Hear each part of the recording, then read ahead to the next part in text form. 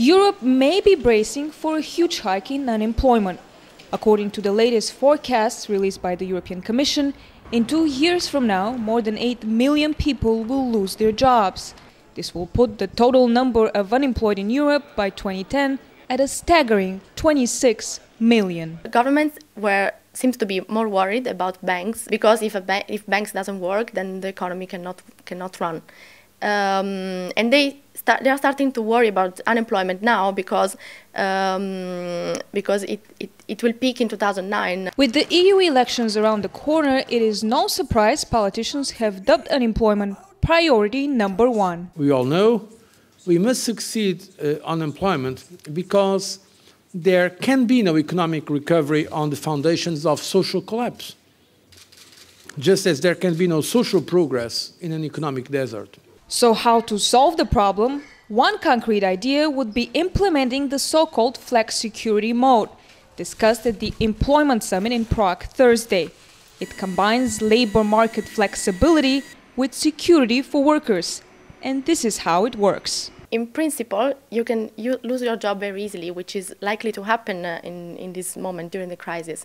But on the other hand, you have very high security. There is the government paying you up to 90% of your salary for a maximum of 4 years. The concept was developed in Denmark, which currently has one of the lowest rates of unemployment in the European Union. In the Employment Summit, delegates from Sweden and Spain, the countries next in line to take the helmet of the EU presidency, had taken part. But Spanish Prime Minister José Luis Zapatero delivered a blow to the event by refusing to attend. Experts say Spain might steer the EU unemployment policy in the wrong direction. Their priority for the presidency in 2010 is to focus on skills. Which I honestly found a little bit odd, because in a moment of high unemployment rate, I would rather focus on this type of flexicurity benefits. At over 17%, Spain currently has the highest rate of unemployment in Europe. Critics say politicians have not taken the problem of unemployment seriously.